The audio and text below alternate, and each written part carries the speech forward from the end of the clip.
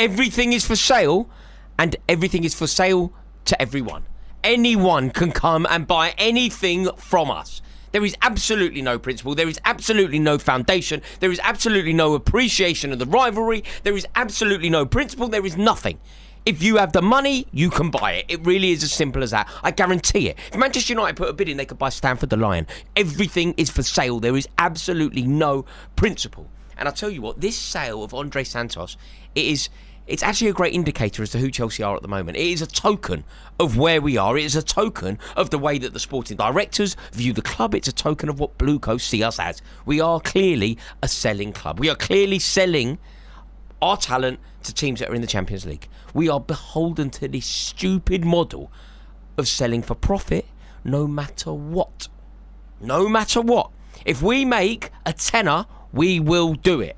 Forget it. It doesn't matter. We can solve the problem. We can live with it. Basically, make the money.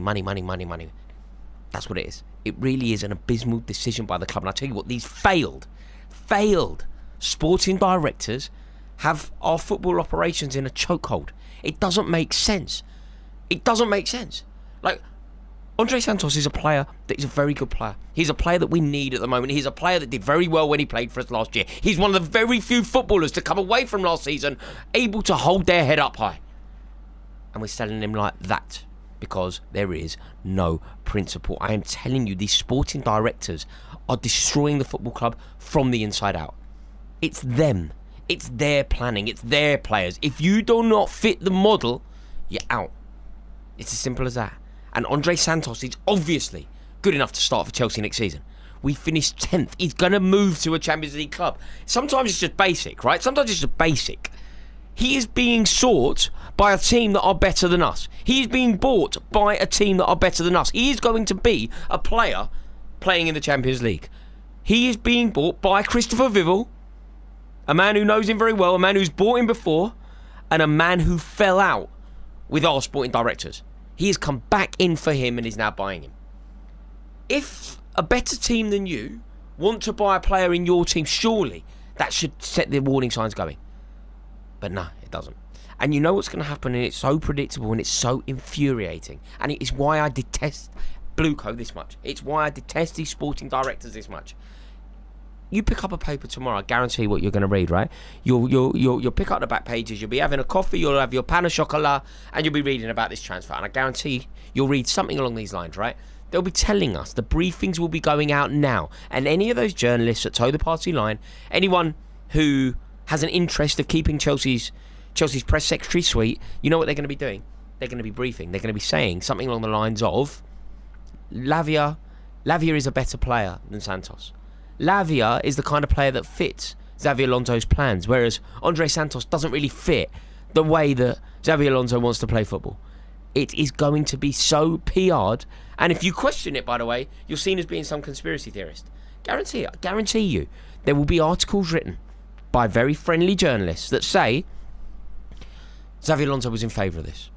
Xabi Alonso prefers Romeo Lavia. Whereas if we're completely honest, Romeo Lavia has been a disgraceful signing for Chelsea.